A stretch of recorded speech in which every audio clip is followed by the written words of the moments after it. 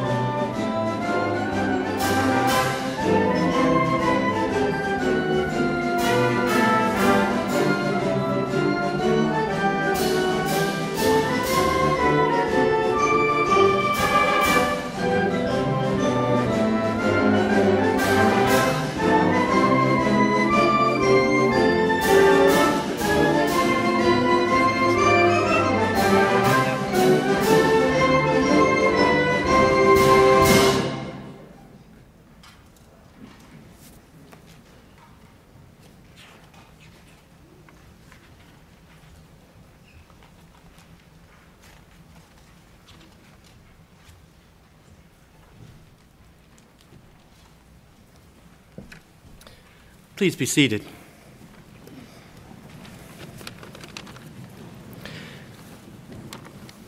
There is much for us to be grateful for on this day, and so in that spirit, we begin with prayer. Ancient God, by whose voice worlds are made, by whose breath we breathe, and in whose spirit we find hope, we pause now to reflect upon the path that has led us to this momentous occasion. We remember those beginning tugs of the heart that made Dr. Grigsby look in the direction of Moravian College. We remember the many handshakes and meetings and introductions which warmed our hearts to this human being. We remember the public and private discernments of spirit that happened not only within the soul of this institution, but also within the soul of this man we honor and welcome today. We remember the moment of invitation, the moment of decision, the moment of announcement, all coming together today in this moment of inauguration. We pause to remember, for in so doing we begin this celebration by realizing with gratitude that all these moments were not from random incident, but were gifts of your making. And so we ask that you bless our new president with the fortitude of character, the wisdom of spirit, and the humility of faith to lead us in nurturing a sense of justice, a challenge of citizenship, a strength of intellect within this new and amazing generation. For woven into this occasion is our hope for peace and justice and those students who will work toward it. Woven into this moment is our hope for our world's ill and wounded and those students who will tend and heal them. For this day's outcast and cheated and those students who will defend them. For this society's depressed and anxious and those students who will counsel them. For this world's children and for those students who will teach them. So in this time of inauguration, we welcome the consecration of this place to your sacred purpose. Amen. I have the good honor to introduce to you Ken Rampolla, the chair of the Joint Board.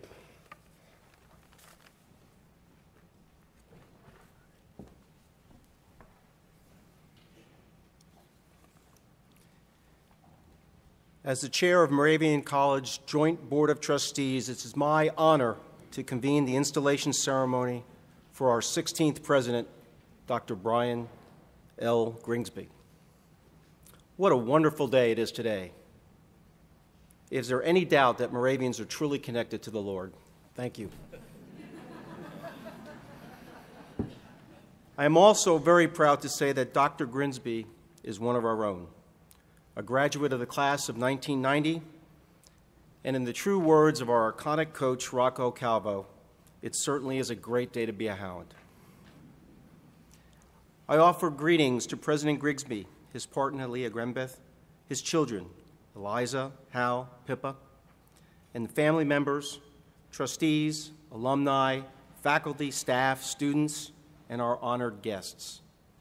I extend a warm welcome to all of our visitors in campus today, in particular, our distinguished processional delegates who represent the very finest institutions, our distinguished processional delegates who represent higher traditions of higher education. Our graduating classes, the earliest from 1947 to the most recent 2013. Our student leaderships of campus, organizations, clubs, and athletic teams. Our faculty and staff, the finest group of people I've had the privilege and experience to work with. To all of you, I say thank you for being here. Thank you for sharing this wonderful occasion, and thank you for sharing our hope, our pride, our joy as we officially install Bryon L. Grigsby as president of Moravian College and Moravian Theological Seminary. As with all inaugurals, this is a time to welcome our new leader with pageantry, performances, exhibits, and celebration. It is also an opportunity to celebrate new stewardship in this institution, continuing the quest to provide a quality education that will enhance the lives of our students. We have amongst us today three honored guests, past presidents, who preceded Dr. Grigsby. These are three individuals who led Moravian by inheriting a vital institution, but by building on the accomplishments of their predecessors, and ultimately by leaving Moravian even stronger and better prepared for future challenges. The combined tenures of Dr. Grigsby's three predecessors span an impressive period of 35 years. Herman Collier was Moravian's president from 1969 until 1986. Since his retirement, Dr. Collier has shared his well-recognized talents by serving as interim presidents for a number of colleges. Roger Martin served as Moravian's president from 1986 until 1997, where he later served as president of Randolph-Macon College in Virginia, and now is retired and resides in New York. Chris Tumford served as Moravian's president from 2006 until 2013. He and his wife, Kathy, have relocated to St. Paul, Minnesota to begin enjoying retirement. Please join me in welcoming Dr. Collier, Dr. Martin, and Dr. Tumford.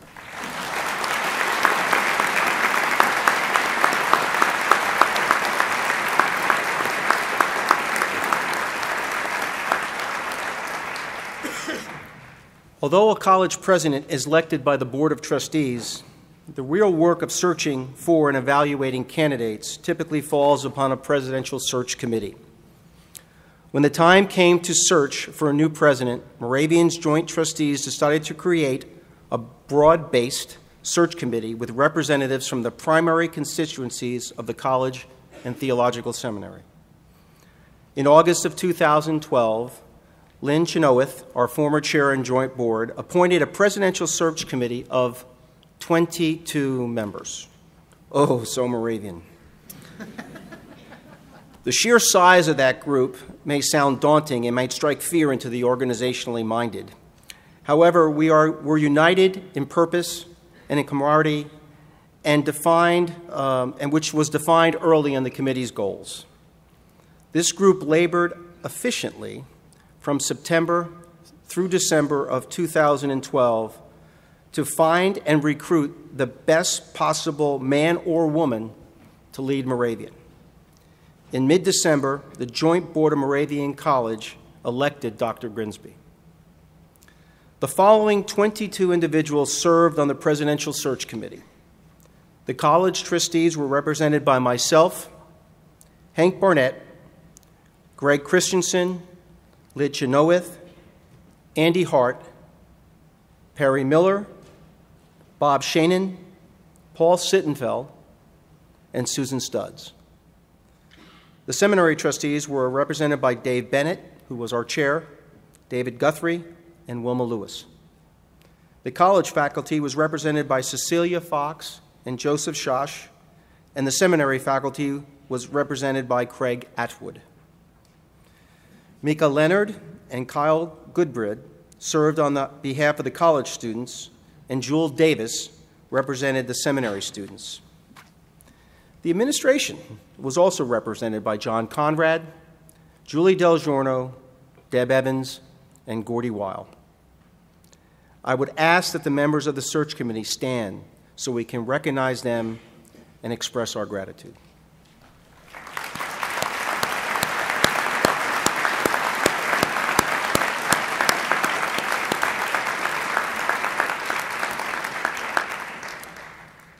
Music has always played an important part of the Moravian culture and tradition, and a significant part of the life of this college and theological seminary.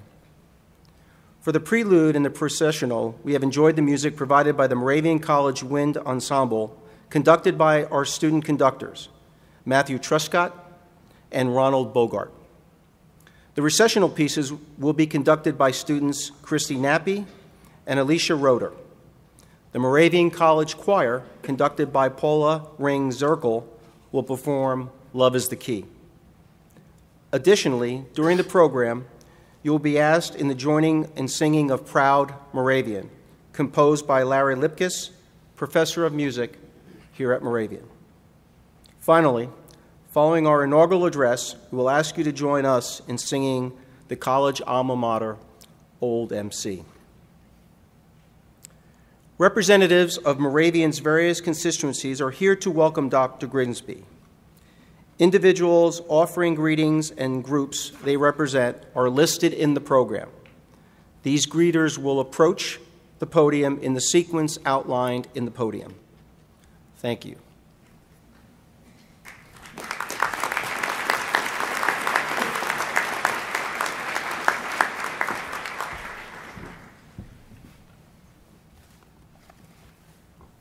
Good afternoon. It is my distinct honor and pleasure as honorary inaugural co-chair, along with my wife Ellie, to address you on behalf of the Board of Trustees and the alumni of Moravian College. Moravian's undergraduate, graduate, and seminary alumni base is over 16,000 members strong. We are currently living in every U.S. state and over 45 foreign countries. The Moravian College Board of Trustees is comprised of over 30 dedicated members of the college, seminary community, and consists of alumni, students, faculty, and elected members. The role of the Board of Trustees is to ensure the core values and mission of the college and seminary are reflected in the operation of the college, provide proper governance and oversight, lead by example through the commitment of financial resources, time, and expertise, and appoint the president. In short, we are entrusted to support, protect, and promote Moravian College and its mission. Reflecting on the role of alumni, it seems to me the responsibilities are similar. Support the college's mission by being an advocate for the institution, the faculty, the administration, and our students. Be supportive of our fellow alumni, and support the college, its mission, and our students through the commitment of time and financial resources. On behalf of the alumni and the trustees, I offer our wholehearted and continued support of Moravian College. I express our appreciation for the dedication and commitment and service of our most immediate past presidents, Dr. Herman Collier, Dr. Roger Martin, Dr. Irvin Rocky, and the Reverend Dr. Christopher Tomford. Our gratitude goes to the previous and current trustees who have shown tremendous commitment and selfless service. The alumni and trustees thank and acknowledge our faculty and staff, who are among the finest to be found anywhere. We thank the parents of our students and express our respect and admiration of, and encouragement and commitment to, all of Moravia's students, especially the class of 2014, who are preparing to become the next generation of Moravian students to go into the world, to lead and serve, and to continue to raise the bar for all of us as alumni, faculty, trustees, staff, and presidents.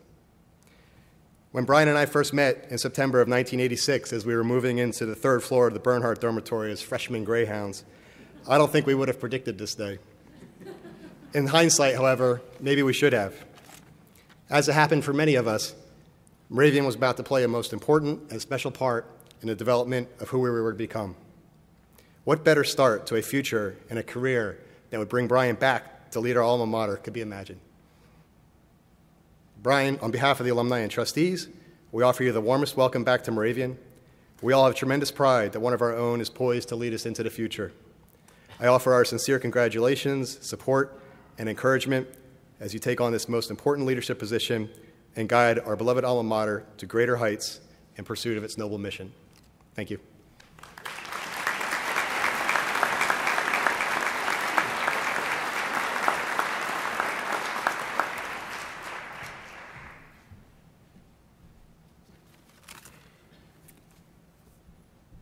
President and Dr. Grigsby and family, honored members of the Joint Board of Trustees, students, alumni, fellow faculty and staff, and honored guests.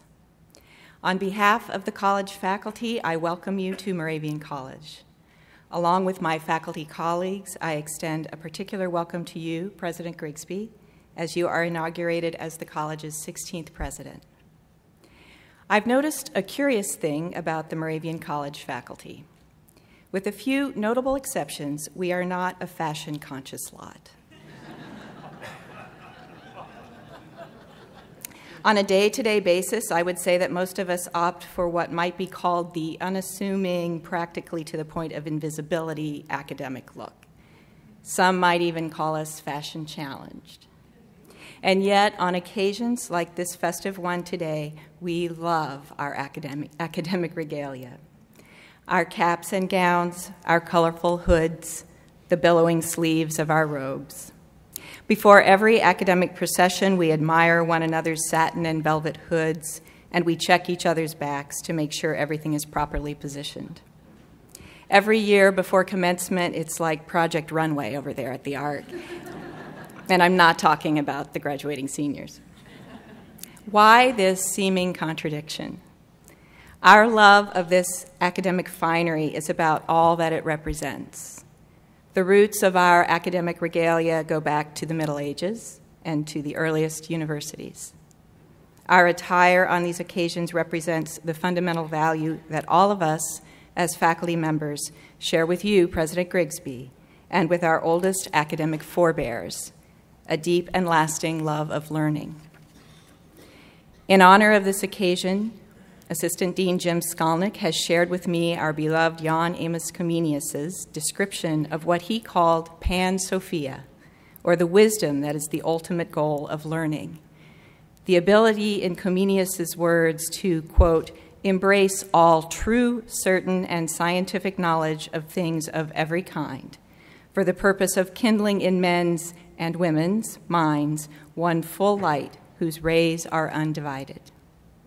How fortunate we are today to be inaugurating as the president of Moravian College a scholar of medieval studies, someone who loves these traditions as much as, maybe even more than, we do. President Grigsby, today we celebrate your celebration of your beloved alma mater, Moravian College. We acknowledge and share your heartfelt concern for the college's students. And we thank you for your support of us as a faculty, as together we guide future generations of Moravian students toward the undivided light of learning and of wisdom. Thank you.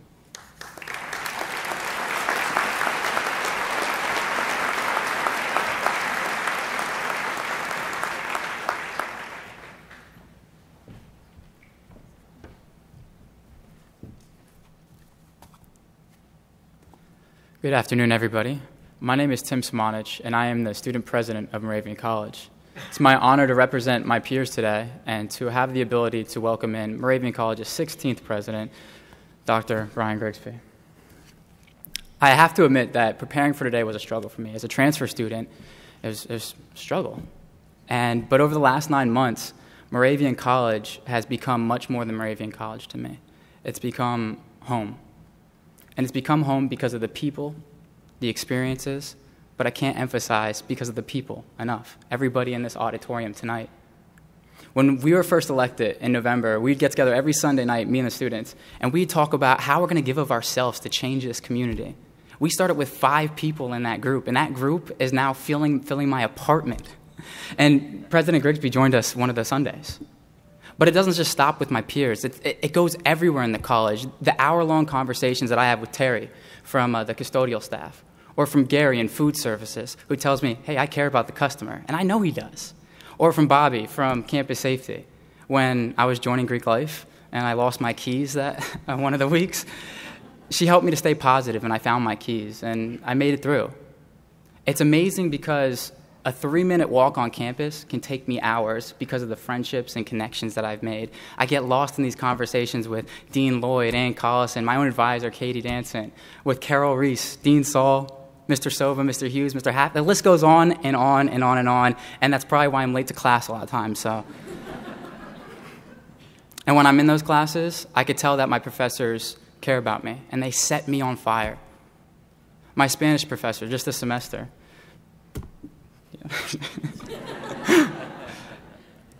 I could tell she cared about me because when I was being overburdened, she tried to explain to me. She said, Tim, you know, the word no is the same in English and in Spanish.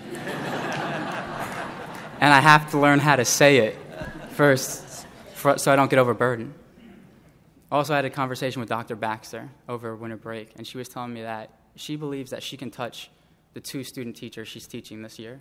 And through touching them, they're going to go and teach a class of 30 and touch their lives. And that cycle is a part of us changing the world. We're changing the world, and it starts here at Moravian College. That's inspiring. That's amazing. There's no way I couldn't call this place home. I'm surprised that it took me 9 months as long. And I love that our symbols truly embody who we are. We have the Moravian star, and we have the greyhound. The star to me represents navigation, because travelers used to use stars to navigate. And that's what we do here at Moravian College. We help students and everybody in this community navigate, find their passion, and find the path. And a greyhound, it's a dog's best friend. Man's best friend, excuse me. And man's best friend assumes that man needs a best friend, but it's true, we do. We can't do this alone. We are a community. We are a group. We are all in this together. Whether we're staff, faculty, students, admin, person driving the bus, Sodexo, who's an outside company, whatever it is, we are all in this together. President Grigsby, as a young leader, you have inspired me. You dropped casual terms when you say 20-year plan. And to me, it let the students know that you plan to be here for the long run, because you care about this place and you care about the people in it. You show that with your leadership style. You show it with your accessibility. You eat the same food that the students eat in the Marketplace Cafe. You lived in the same buildings, and you have office hours, but your office hours are, first of all, they're every week for anybody to come and talk to you about anything, but your office hours aren't in your office. We should call them the hub hours, because that's where you come. And you never get jealous that Mo steals your attention. Never. So I get it. I really do get it. It took me 9 months to get it, but I get it. Dr. Grigsby and I, we're both home. We're home. So please help me not to welcome in. Don't help me to welcome in. Help me to welcome home a fellow Greyhound, Moravian College's 16th president, Dr. Bryon Grigsby.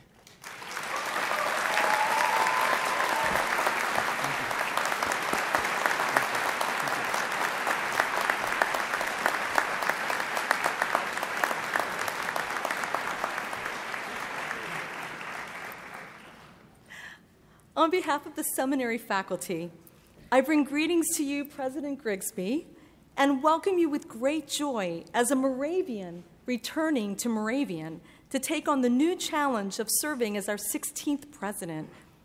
We appreciate the legacy of academic excellence that you bring to this place, not only through your scholarship, but also through your experience as a visionary administrator and creative and effective teacher.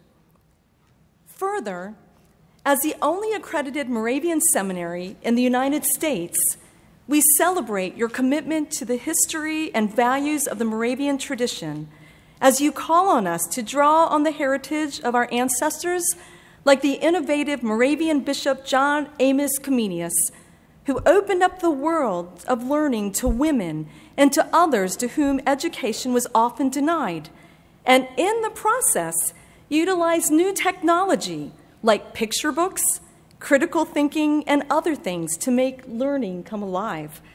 So similarly, the MAC initiative and the new technologies that you have introduced to our campus open up new possibilities to enhance the experience in our classrooms and to create communities of learning throughout the worldwide Moravian Church, as well as with other local and global interfaith and ecumenical communities of academic inquiry. These relationships build greater pedagogical and intercultural understanding and make Moravian Seminary a stronger theological resource among the larger community. But one of the other gifts that you bring is your openness and willingness to be present to others, to students, faculty, staff. For example, on Halloween, as I met with the student in my office, and you, dressed casually as a Moravian College student, accompanied by your faithful companion Mo, entered my office bearing candy in a reverse trick-or-treat. The bewildered student asked me, "Who is that strange man?" I answered, "That is our new president." Like me, she was very impressed that such an important person would take time to dress up, or down as it were, and celebrate the day with us. And for future reference, we really like the candy. President Grigsby, your love for Moravian and enthusiasm for its students, faculty, and staff, and your commitment to excellence in education is contagious. We look forward to working with you and know that together we will continue to work and create a positive learning and teaching community and a better world. Welcome.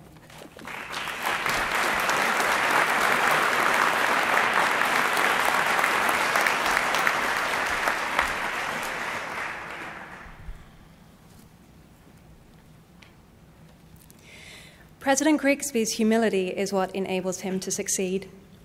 He has an openness and a zest for life that is incredibly refreshing. He models an integration of personal direction and community spirit through a unique clarity of vision, a confidence to create change, and a kindness towards others. We know that when communities function correctly, they are kind, and when they're kind, they empower. Our school experiences empowerment through President Grigsby's innovative utilization of new technology, media, and communication. This enables us to bring greater peace, love, and dialogue to both our immediate community, as well as our extended social, familial, environmental, and global communities. I now benefit from engagement with a community that also extends virtually.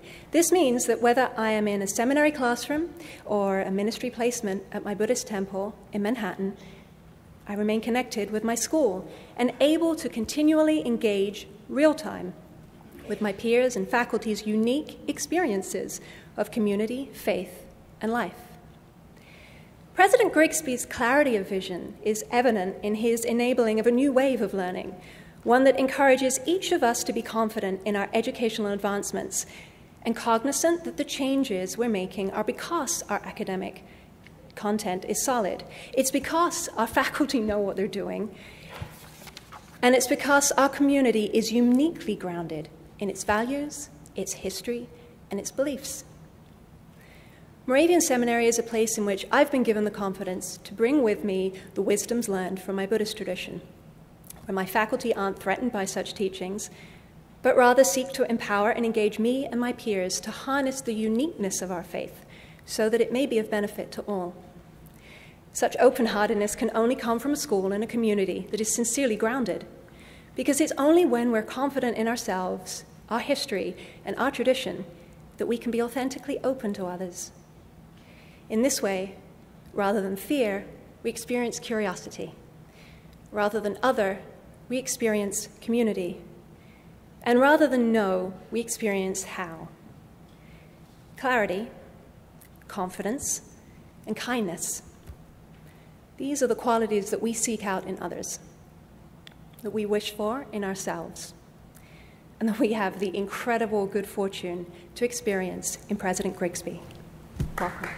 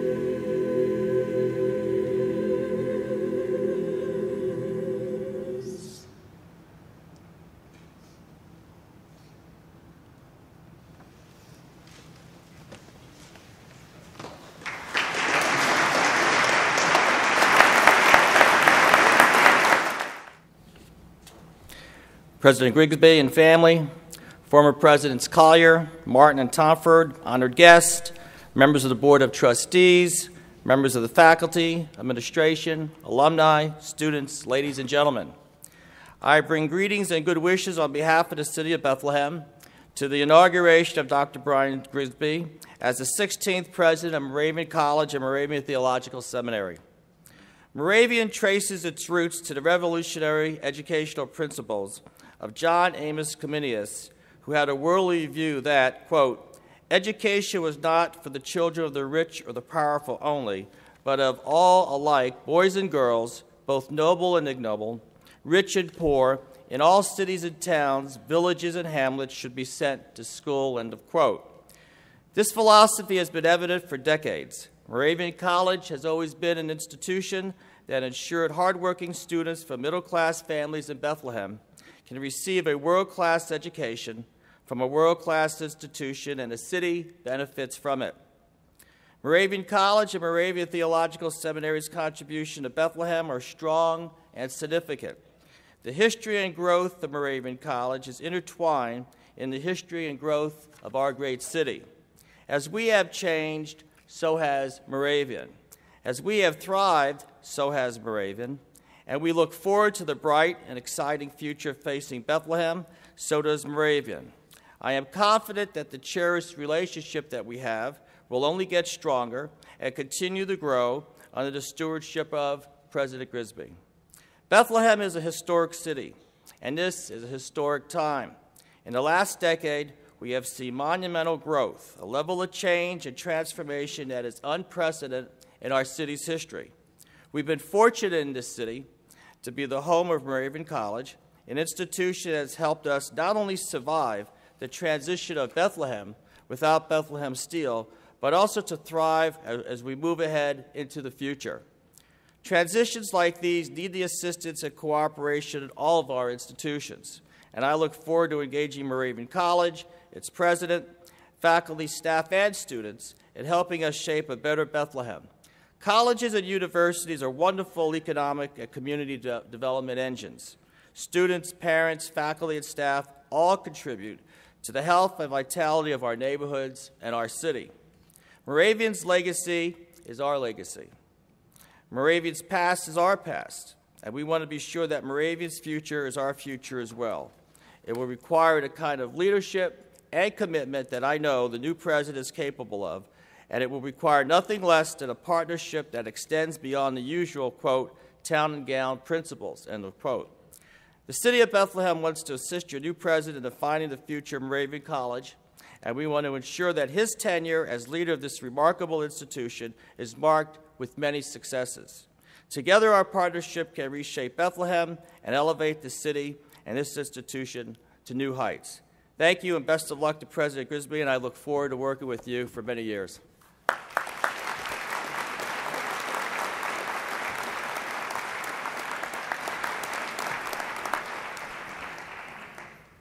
To the Board of Trustees, faculty and staff, alumni, and friends, and to your new president, I bring greetings on behalf of the local institutions of higher education in the Lehigh Valley. The Lehigh Valley Association of Independent Colleges was founded in 1969 on the principle of collaboration. Our unique consortium is one of the oldest in the country. It consists of 6 member colleges and universities, 2 community colleges in the Lehigh Valley, and 7 associate members in eastern Pennsylvania. Through innovations and collaboration and community, LVEG aims to provide academic and business support to each of its members. Each of our administrative staffs and faculty at various levels meet regularly to discuss the many ways that we can collaborate and enhance our campuses. Now, that is the technical definition of who we are. But Bryon has been to a few of the LVEG presidential meetings, and he knows that we can be a rather rambunctious group. Chris is here, and Randy from Muhlenberg is here, and he knows that even though we may seem reserved, that if you get a group of LVEG college presidents together, we can be rather wild.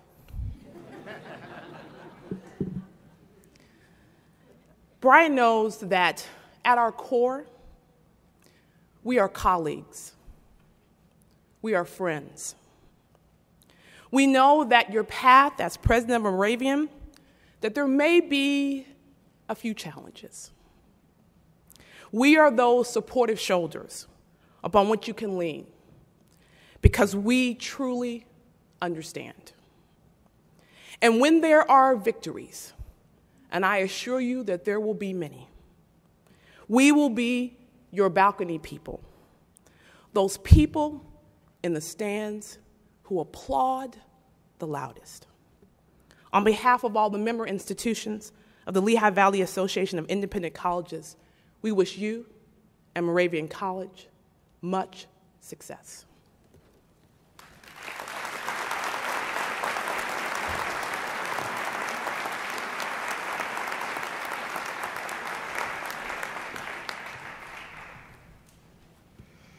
As the National Chair of the National Association of Independent Colleges, I am here to speak on behalf of all private colleges in the country. Except that really what I want to talk about is Bryon Grigsby. Because I was the president at Shenandoah University for the past 5 years, and still am, while Bryon was the vice president for academic affairs and the senior vice president. And I have stories. Oh, I could get you back. But I want to tell you that we started with the invocation, giving thanks for those moments, the moment of decision, the moment of his arrival. But I want to tell you what I was giving thanks for on behalf of Moravian was the constancy of the Moravian spirit. When Bryon and I were at a conference 8 years ago, it was this wonderful conference. We went away for a long week with a group of folks, and it was about discerning one's calling, where one's individual talents and interests might meet the world's greatest needs. And we talked about our dreams in our personal lives and professional lives. We all got to know each other very well, and one night around 2 in the morning, and my mom always said there is nothing good that happens after midnight, but this was one of those conversations we said with this group of people. He and I looked at each other. We said, it'd be so neat to work together one day. We thought, oh, it'll never happen. Then I became president of Shenandoah, and then the vice presidency opened, because I'd been the vice president. So as we looked around, I said, Bryon, apply. But we have process, just like you have process.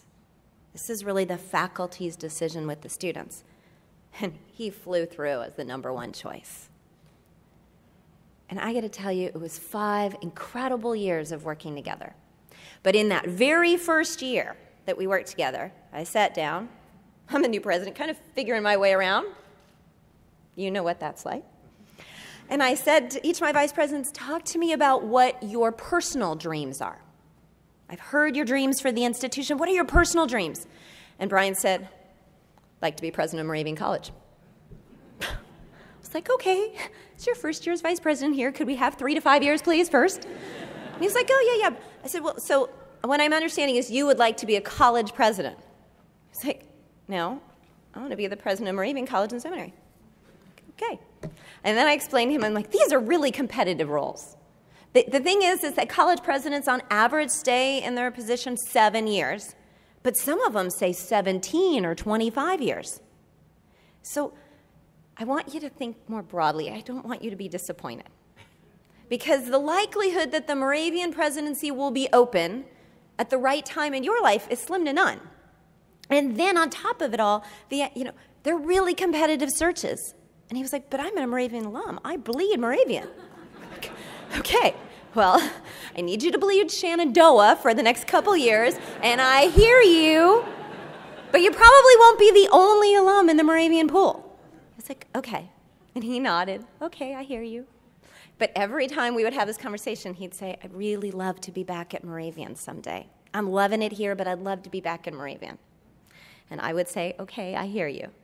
And so when this position came open, he came flying across the hall into my office. Tracy! I'm like, I know, I heard. I know, I'd like you to calm down. And so it was that process. I got to tell you, when he was here for the interview, I got text after text because you know he's never without that technology. Even up here, don't you have an iPad someplace? I just want you to know I took a picture from the stage before you did. That's true. But he came, he was texting, oh my gosh, this is so much fun. I'm loving this. He came back. I said, so tell me, how'd it go? He goes, it was great. I was like, you were great? He was like, no, it was great to be back there. And I can see myself doing it. And I loved the people. And I have a sense of where they need to go. And I was like, breathe. And then he just started spewing idea after idea. And I was like, you got the interview. You didn't get the job yet. Please. And then, of course, he got it.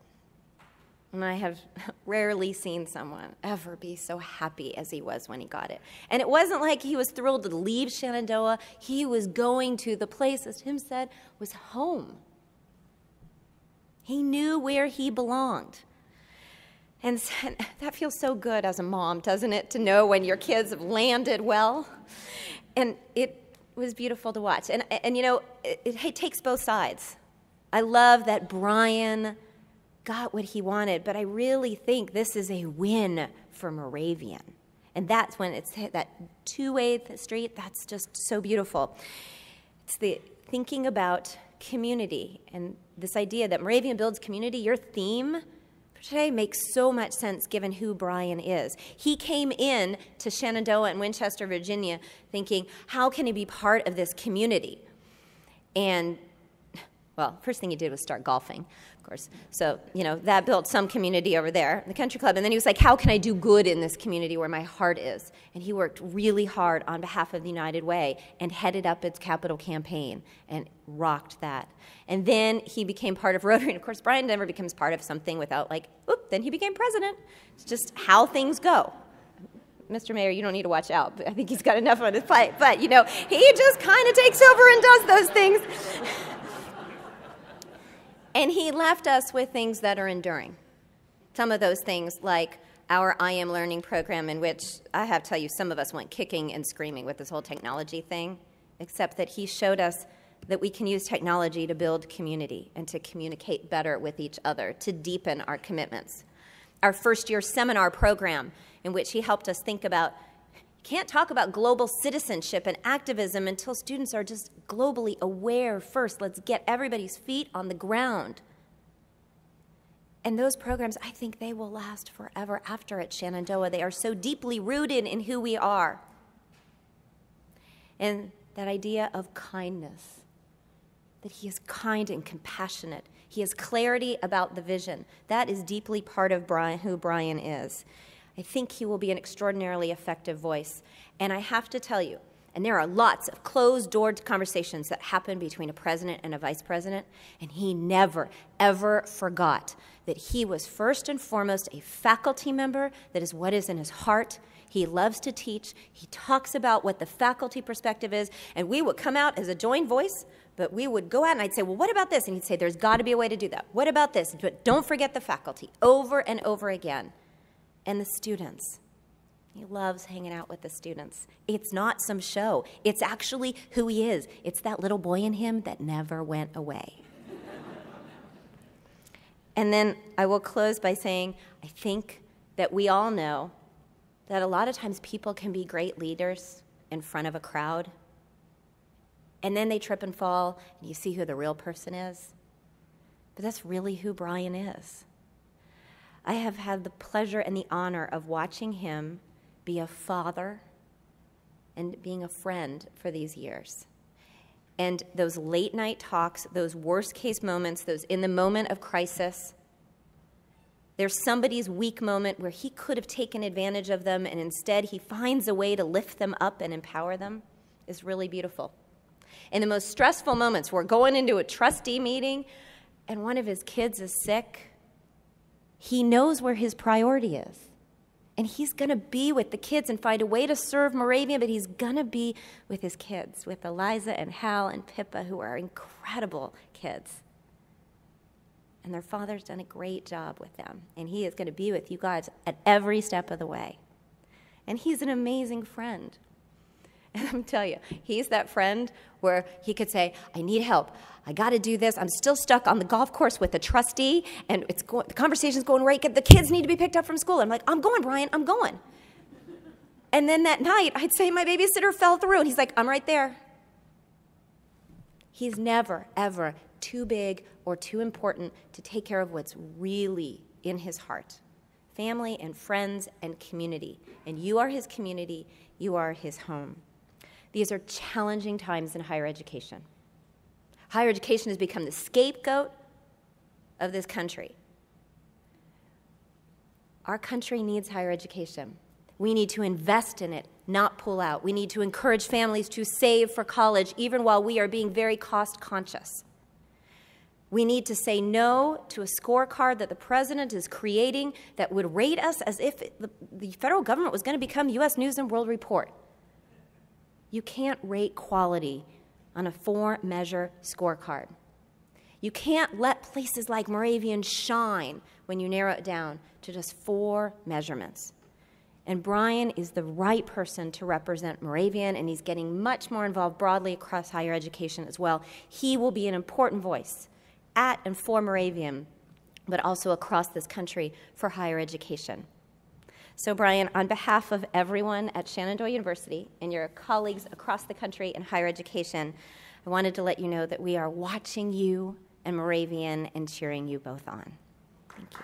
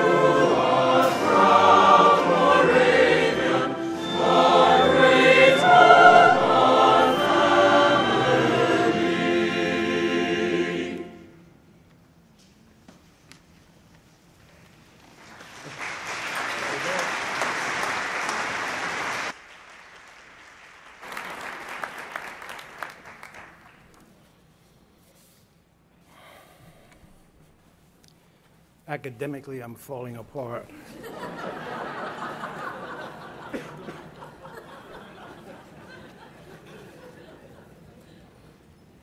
Good afternoon.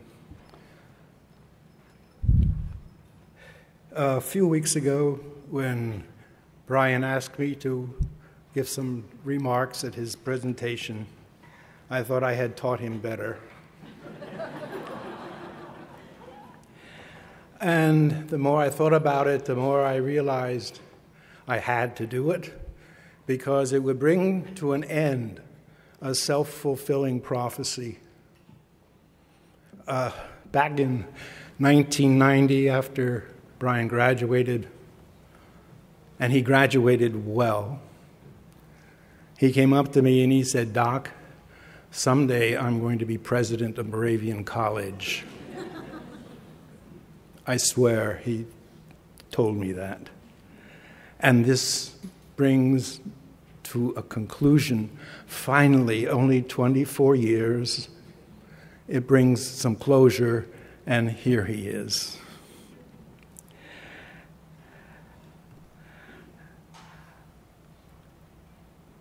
Working with Bryon as a student, it was the kind of thing that brought to me what, and it allows me to say today, what teaching really means. I think we tend to forget that education, the primary purpose of education, is to make people better. It's as simple as that. And we lose sight of it, I think, from time to time in our own self-interests. A college has no other reason for existing unless there is a student body there that is to be served by a faculty and a staff. That's as simple as it gets in my mind academically. But then there's something more important, I think, and it has to do with caring. A caring teacher wants to make his students, her students, better, and you do it by nurturing them. It's ironic that somewhere along the line, and I think it happened about 5 years ago, at least it's when I became conscious of it, I turned 80, and all of a sudden I wasn't being referred to as a teacher anymore. I was being referred to as a mentor. And I thought, what is the difference between a teacher and a mentor? I came to this conclusion. A teacher gets paid.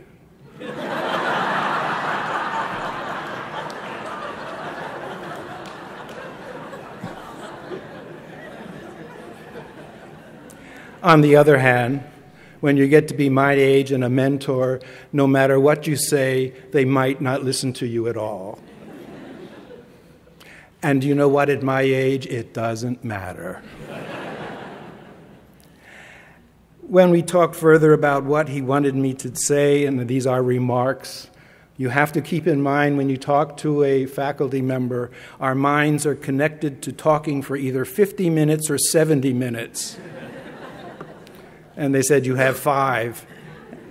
And he said, well, talk about liberal education. I said, fine, in 5 minutes, I'm going to talk about liberal education. And he said, you could read a poem. And that caught my interest, too. But let me just say a few words about liberal education. I was brought up in the tradition, the liberal education tradition of knowledge for its own sake. We went to college. I came to Moravian College in 1947, I'll have you know. It was a college, Moravian College for men with about 300 students. And we were learning for our own, we didn't know what the heck we were going to be in the future. The only people, in fact, the only men in my class who knew where they were going were those who were pre-theologues, who knew they were going into the seminary and becoming Moravian pastors. The rest of us did not have a clue. And as a result of that, I look back now, or I look now and say, what is a higher education? It's not a liberal education, I don't think, anymore. But it is an education now is much more oriented toward vocation, skill, and very specifically oriented to technology. And there's the rub. I have a strange, uneasy feeling that too often we look at technology as an end. Technology is a means. An iPad doesn't do a damn thing as long as it's just sitting there. It takes a person to use it for some specific reason. A Steinway piano is just a bunch of wood and steel as long as it's just sitting there until a trained musician sits down and brings it to life. It seems to me that in essence, then, what we have to keep in mind, particularly in a small liberal arts college, our concern is to care for our students. It's not how we teach, it's not what we teach, it's that we are here committed to give what we have, to profess what we have to our students and raise them on our shoulders. And thank God you can do this with some. You can't do it with all. So picking up then on that suggestion that I might read a poem, I'd like to read a poem by one of my favorite poets. When Bryon was at Seminary College, he invited me down and they named me the Gates Ferry Distinguished Lecturer. And I was given the freedom to offer any course I wanted. And I gave a seminar in the poetry of Robert Frost. And one of the poems that I would like to share with you today is a poem called At Woodward's Gardens. What a lot of people don't realize is that Robert Frost was not born and raised in New England. He was raised in San Francisco. He was a Californian. And Woodward's Gardens was a combination botanical garden and a zoo. And this is a poem about a boy, 2 monkeys, and a magnifying glass. A boy, presuming on his intellect, once showed 2 little monkeys in a cage of burning glass they could not understand and never could be made to understand. Words are no good. To say it was a lens for gathering solar rays would not have helped. But let him show them how the weapon worked. He made the sun a pinpoint on the nose of first one and then the other, till it brought a look of puzzled dimness in their eyes. That blinking could not seem to blink away. They stood arms laced together at the bars and exchanged troubled glances over life. One put a thoughtful hand up to his nose as if reminded, or as if perhaps within a million years of an idea. He got his purple little knuckles stung. The already known had once more been confirmed by psychological experiment. And that were all the finding to announce had the boy not presumed too close and long. There was a sudden flash of arm, a snatch, and the glass was the monkey's, not the boy's. Precipitately they retired back cage and instituted an investigation of their part, though without the needed insight. They bit the glass and listened for the flavor. They broke the handle and the binding off it, then none the wiser frankly gave it up, and having hid it in their bedding straw against the day of prisoners' ennui, came dryly forward to the bars again to answer for themselves. Who said it mattered what monkeys did or didn't understand? They might not understand a burning glass. They might not understand the sun itself. It's knowing what to do with things that counts. And that is my theme today in reference to liberal education and technology. It's knowing what to do with things that counts. And Bryon knows what to do with things. We have seen him make his mark on this campus in a relatively short period of time. Probably one of the most exciting things is he brought us Mo. Just recently, he has set up, and we now have the Oxford Connection. We now have chairs and games on campus that can be moved around at the disposal of the students. He is making his mark, and he will continue to make his mark, mind you, because he's coming up with some more self-fulfilling prophecies, and I warn you, you better be careful. And so thank you so much for the opportunity to say thank you.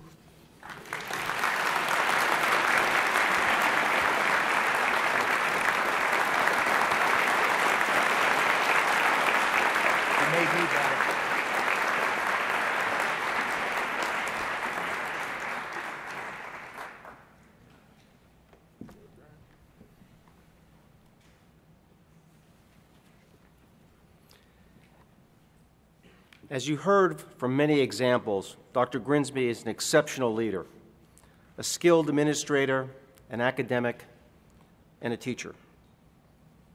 His leadership style is one of collaboration, consensus, and transparency.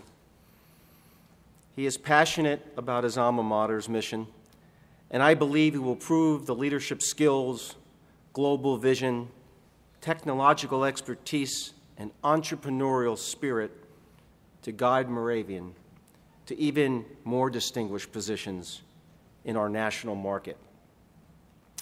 I am so very proud to call Dr. Grigsby our president and my friend.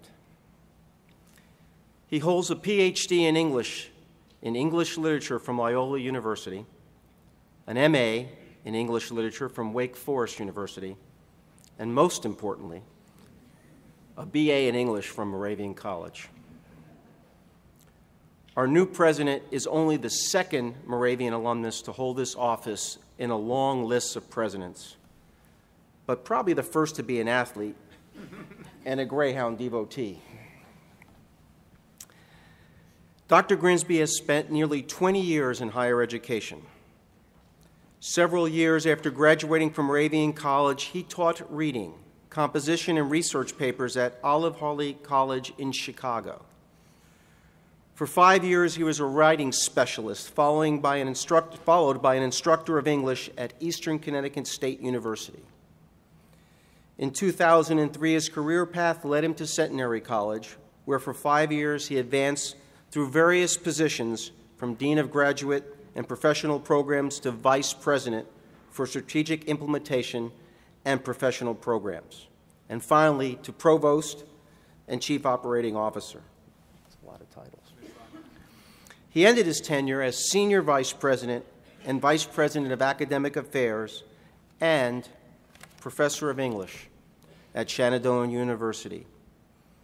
We are indeed fortunate to have a man of such breadth of experience and demonstrated service to lead our institution.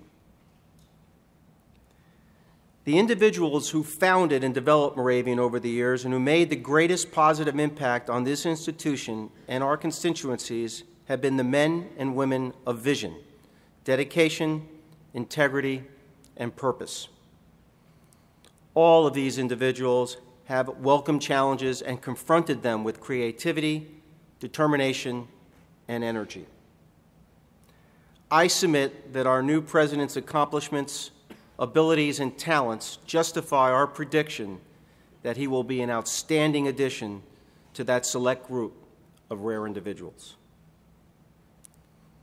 Today, Dr. Grigsby will be invested with the symbols of his new office, the presidential robe, hood, and medallion, which he will wear at honors, convocations, commencements, and other important ceremonial occasions. The weight of this medallion is to remind him of the heavy responsibilities that must be willingly carried by all those who occupy this position of leadership. And the design of its face, a reproduction of our corporate seal, and is a representation of this larger community that he serves. We are honored today to have in our presence the professor who hooded Dr. Grigsby at his Moravian College commencement in June 1990. Dr. Bacall, will you please join me in this process? Dr. Grigsby, would you come forward? This is it. Dr. Grigsby, you have been duly elected by the Joint Board of Moravian College and the Moravian Theological Seminary as our 16th president. Therefore, by the power vested in me by the joint trustees of Moravian College and Moravian Theological Seminary, I confirm your election as our president. I also confirm the delivery of the charter of this institution to you for you to safeguard as the leader of Moravian College and Moravian Theological Seminary. I invest you with the insignias of the office of the President of Moravian College and Moravian Theological Seminary.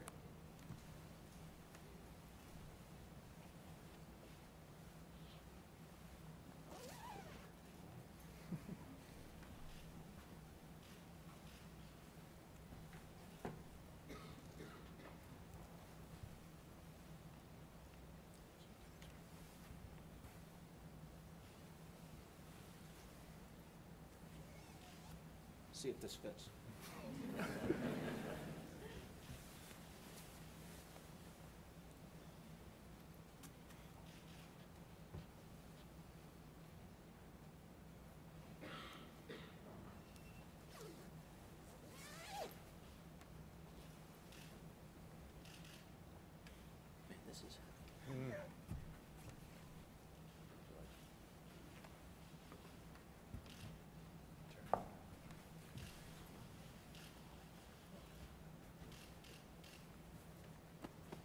This is the last time.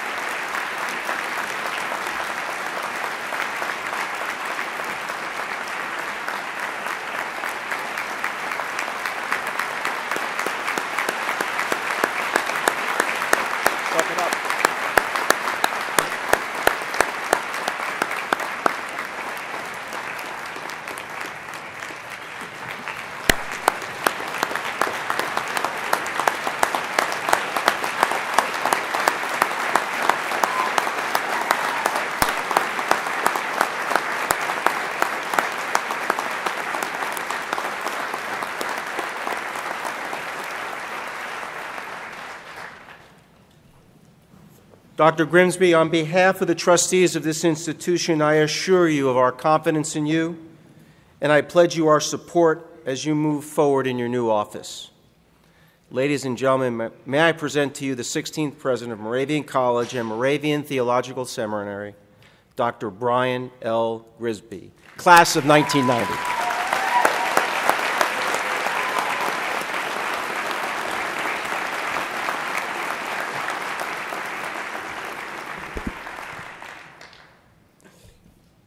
Wow. Some dreams do come true. I am truly honored to be here today and humbled. This is an immense honor to serve my alma mater, to serve my soul mother. Alma mater means soul mother. To become the president of Moravian College and Moravian Theological Seminary has indeed been a dream for me. When I was named president, an alumnus wrote me and said, "Your house comes with a desk from George Washington. Write something on it worthy of its history." Just a little pressure. As the 16th president, I inherit a strong institution created by those presidents who preceded me.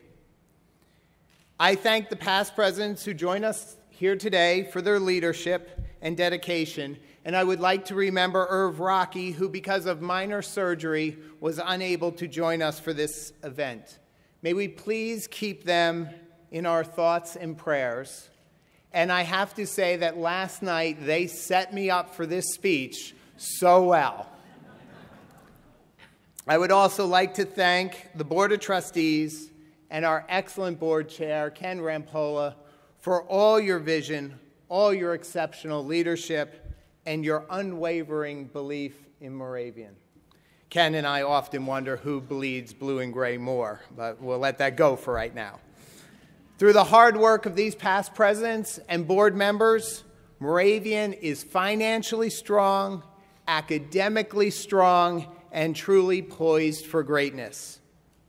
Thank you also to the community, church, and academic leaders who have joined us here today. I have friends from Loyola here and Wake Forest and Centenary College, and greetings from Shenandoah University. It is truly wonderful to be joined in the community of the academic enterprise. I look forward to years of collaboration as we make the city of Bethlehem, the Commonwealth of Pennsylvania, the Moravian religion, and the United States stronger through the educational and spiritual training of our young people. Special thanks to you, Tracy, President of Shenandoah University and Chair of the National Association of Colleges and Universities, for bringing warm welcome to our campus. The years we worked together were truly wonderful. Thank you, my friend. As well, I'd like to thank the students, staff, and alumni of Moravian College. Thank you to Andy and Ellie Hart, Deb Evans, Deb Hinkle, and all the support staff who spent countless hours, have been drinking heavily since it's been nearing the end, preparing for this event. Thank you, Tim, the 17th president of Moravian College,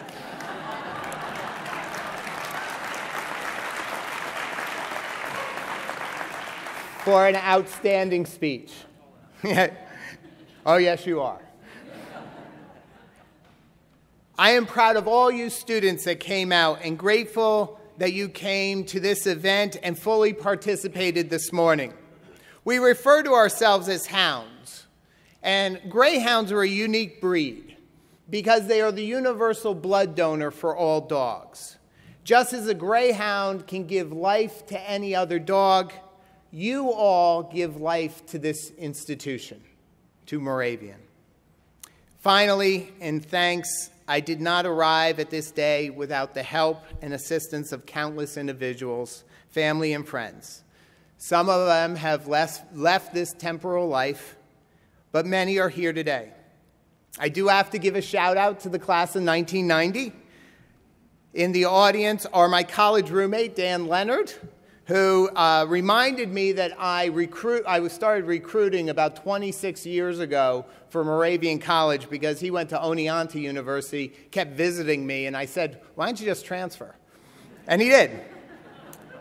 My sweeper, Peter Morgan, and godfather to my oldest daughter, Eliza. My friends from my summer work at Lake Tyrati, Oliver and Anthony Schreiber and Nicole Grayson.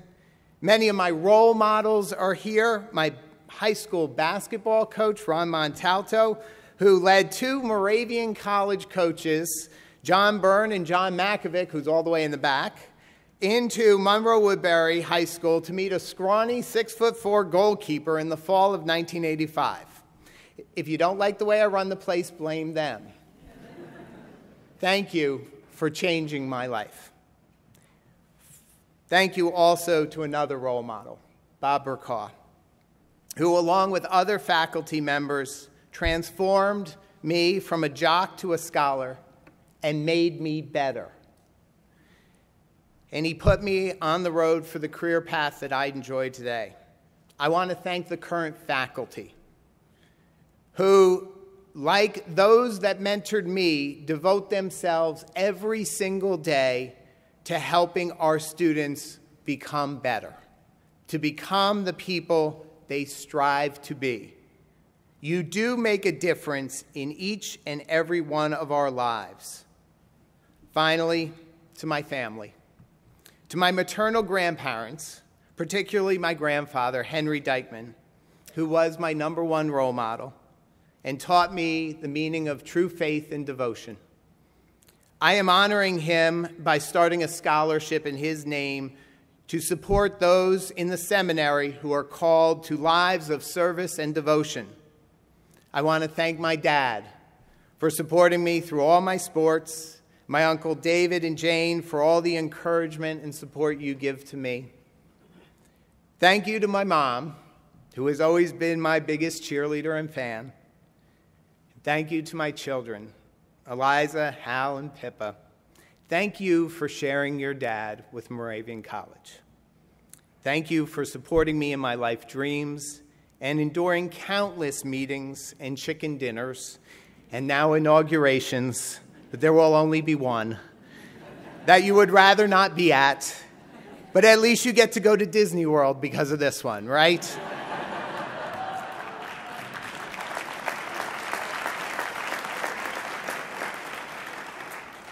I love you so much more than you will ever know. Finally, thank you, Leah, my partner, for joining me on this crazy journey of being a college president. Thank you for your love, support, advice, and most importantly, your friendship that has allowed me to pursue my dream. I could not do it without you. I love all of you very much. But today is truly not about me. It is about Moravian College and its future. The hallmarks of Moravian culture are community and innovation. The Moravians date their struggle back as the first Protestant church to the martyrdom of John Hus in 1415. Those early Moravians were pioneers in education for women and commoners. They were musicians, they were translators and publishers. One of their most important leaders was John Amos Comenius, who was an inventor in education and an advocate tirelessly for peace. In 1741, the Moravians decided to establish a community here on the banks of the Lehigh River where they could live in unity, liberty, love, and most importantly, community. After naming the city Bethlehem, they formed choirs where people of similar experiences lived, worked, learned, and worshiped together. A Moravian community is highly innovative. In the face of opposition and oppression, the Moravians challenged the status quo. They revolutionized, they bettered, and they furthered their community. They responded to the needs of their society and became pioneers in music, language study, and architecture. The Moravians here in Bethlehem built the first municipal water system in America. They had one of the most prolific colonial artists, Augustus Grunewald. They were famous for the quality of their musical instruments they made and the music they composed. In a time when most Americans viewed Native Americans with fear and suspicion, the Moravians established the first school to teach Native American languages. And many Moravian missionaries were adopted into Native American tribes. They were the first church to ordain women and send them abroad as missionaries. We still enjoy many of their innovations today at Moravian, including the candlelight visual Vespers and at Christmas, and the stars that adorn our great campus. Most important, Moravians were the first to create a radical idea of education for all, regardless of sex, social status, race, or nationality. When they settled in the colonies, they could have chosen to do as the other settlers did, as the founders of Harvard, Yale, William and Mary, Princeton, and the University of Pennsylvania did before them. Establish the status quo. Establish a school for sons of wealthy families. But what Moravians saw, others did not see. They saw a society that needed all people to be educated, the noble and the ignoble, the rich and the poor, the men and the women. With Benigna von Zinzendorf leading the way, they decided to start with the women. They took whatever small amount of money they had and they invested it not in the boys, but in the women first. Moravians believe that the first educators of our youth are the women, and that only by educating the women can you improve the community. So in 1742, the Moravians established the Bethlehem Female Seminary, the first school in the country to educate women. This was revolutionary for the 18th century. It is still revolutionary for some countries today. But Moravians were also educational revolutionaries in other ways. Moravians believed education needed to be current and practical. For example, in the writings of John Amos Comenius, in the 17th century, he articulated that we should integrate this new technology of pictures and drawings and put them in textbooks for children so that children can learn through multiple senses. Believe it or not, this was a radical idea back then. I can only imagine what Comenius would do today with a MacBook or an iPad. But truly the best example of the practical nature of the Moravian education is our star, the Moravian star, which is a symbol of our great college. The star was a geometry lesson for fourth grade children in Moravian schools in the 19th century. They were asked to complete a star of equal points. And in order to do it in a circle, children would have to learn that certain rays had to be rectangles and other ones had to be triangles. Our famous 26-point star has 18 squares and 8 triangles. And the child would have learned this geometry lesson by doing it in the classroom, by putting the theory into practice. It is truly the perfect union of practical skill, mathematical theory and knowledge, and beautiful art. It is no wonder it has become our symbol of our great college. I think Moravian College is being called on today to be as innovative as were the founders of the school. Many today, as Tracy brought out, are questioning the value of the liberal arts in today's society. Liberal arts colleges are ever evolving and always serve the needs of the community. There has never been only one type of liberal arts college. We have always responded to what our society needs in terms of an educated citizenry. In the Roman times, the liberal arts were what free men studied as opposed to those that were slaves.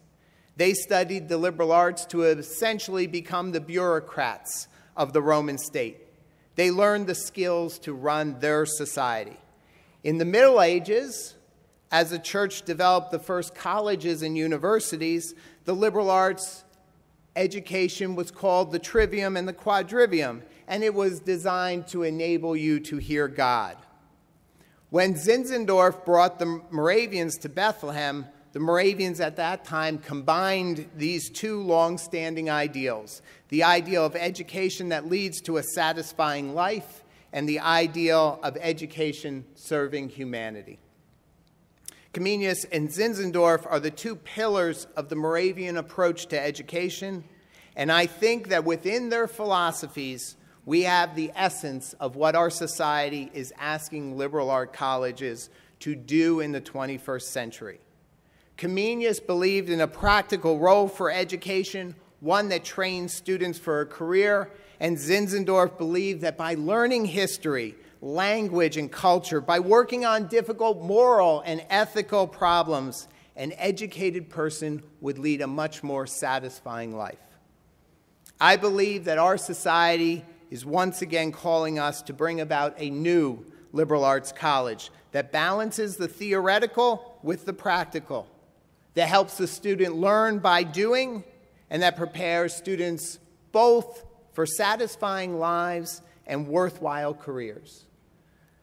I ask the faculty, students, and staff of Moravian College to join me in building this new type of liberal arts college, one that prepares its students to successfully grapple with the problems that society so desperately needs to address.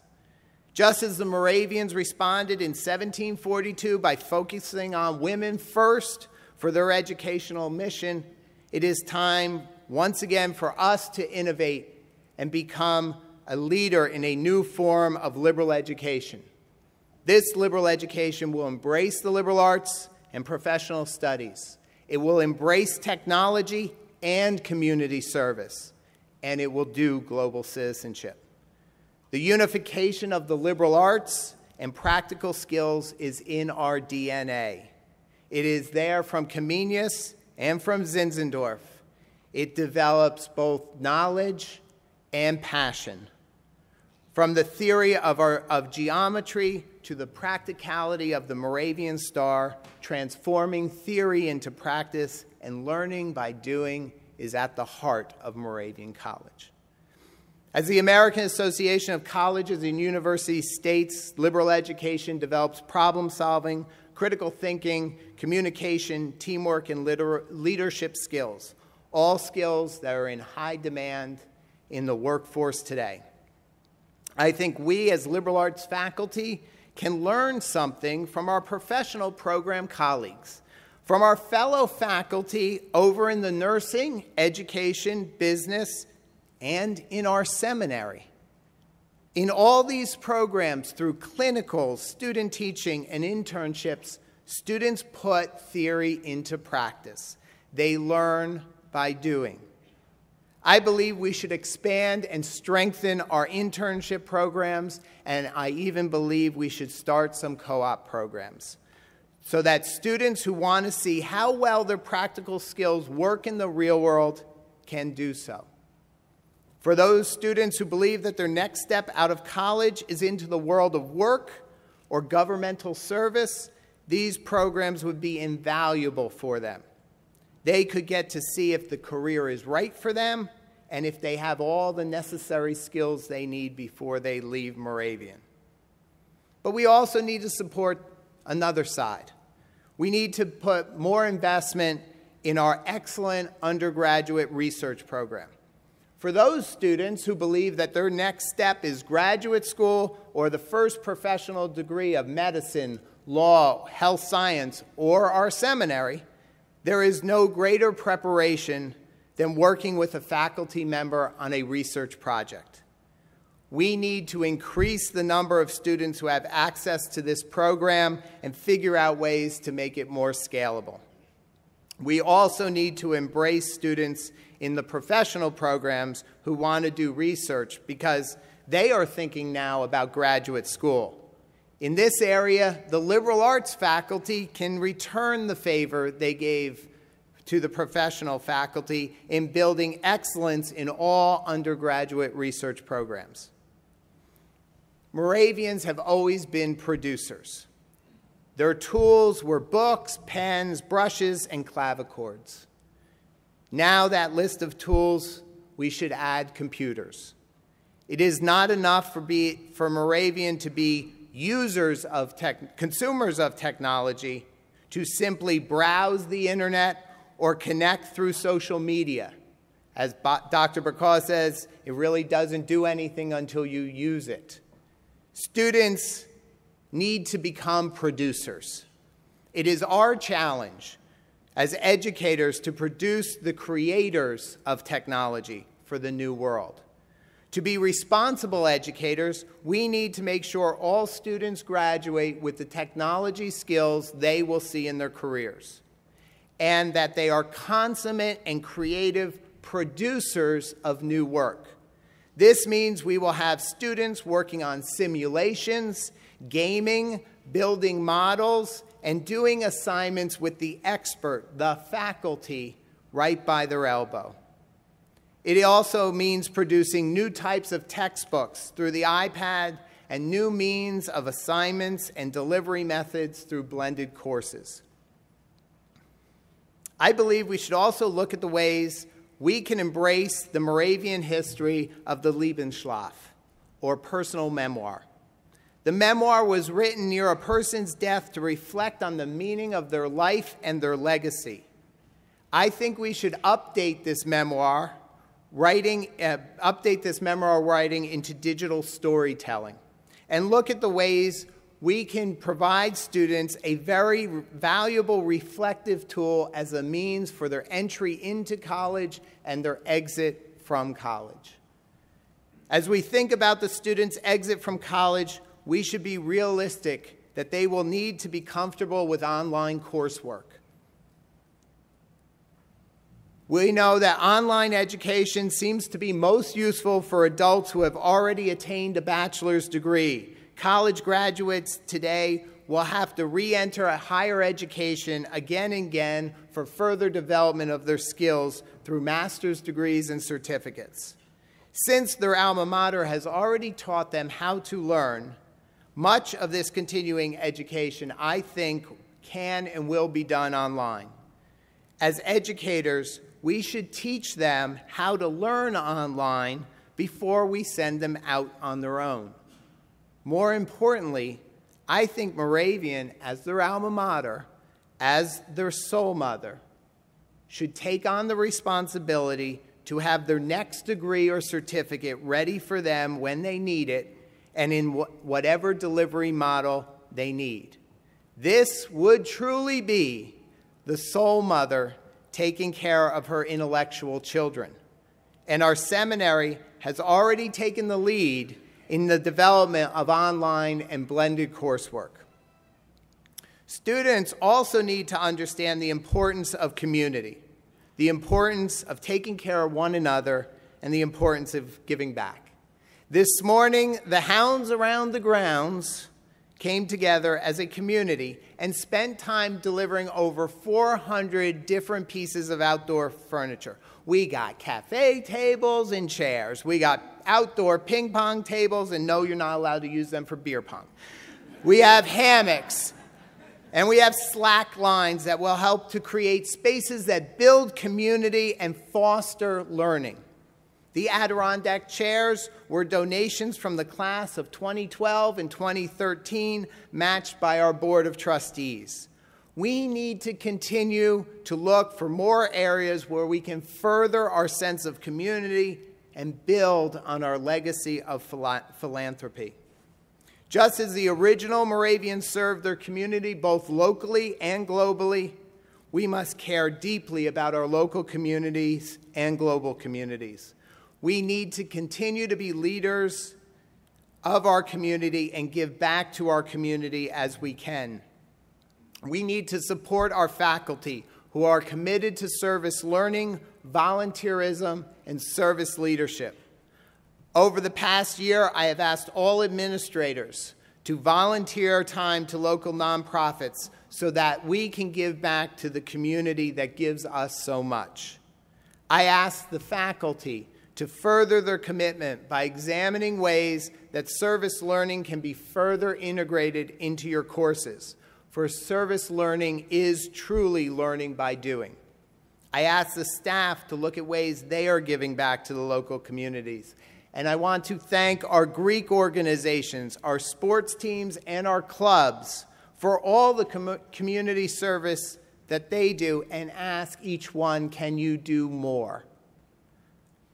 Finally, we need to ensure our students are good global citizens. We need to invest in bringing international students and faculty to campus and in getting our students out into the world.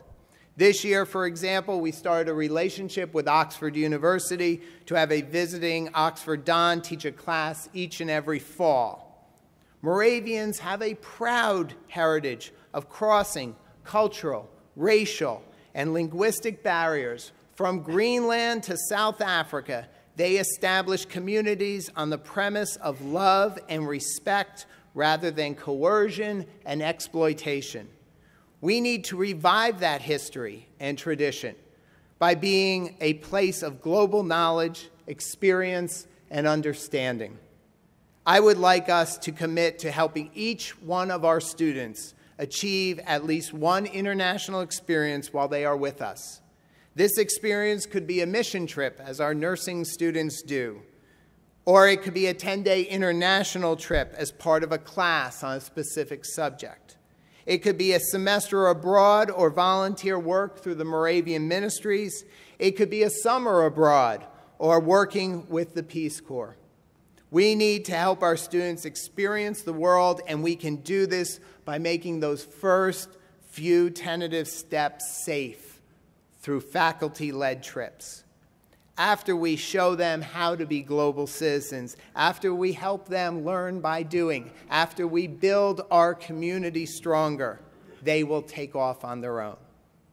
Because of Moravian's rich history and founding fathers and mothers, I believe Moravian College is poised once again to be an innovative leader in a new type of liberal arts college. A college that will embrace learning and doing and making the theoretical practical, that will employ community service and global citizenship to teach how to give back and to serve, and that truly prepares students for both satisfying lives and professional careers. That is what an alma mater should be and do. If we're not making the students better, we're not doing our job. Let's not be comfortable with the status quo of liberal arts college. Let's be revolutionary.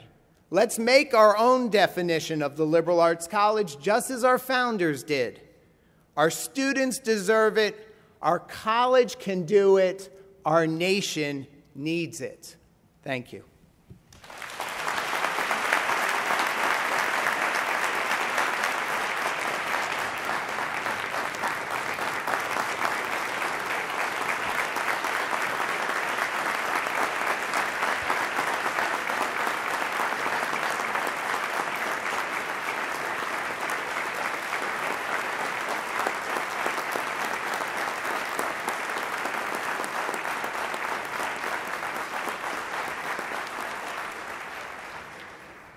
Ladies and gentlemen, I would ask that you stand during the singing of Moravian College's alma mater. Sorry. Please remain standing during the benediction by our own Reverend Blair Couch, a bishop of the Moravian Church, pastor, and also a fellow trustee. I'd like to end with one short story of this man, and I will make it short. But during one of his final interviews for this job, Bryon was about to leave, and he stopped, and he looked at us, kind of with those kind eyes of his, and said, "It's okay if you get somebody else for this job. It's all right. Just make sure he loves Moravian more than I do." The challenge is on. Thank you.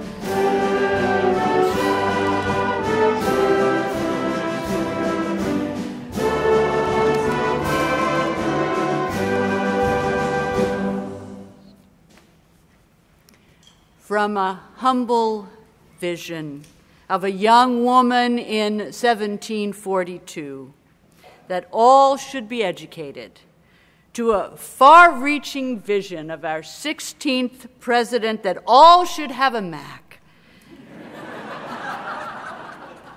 A common thread runs through the Moravian story. When head and heart are integrated, community is created.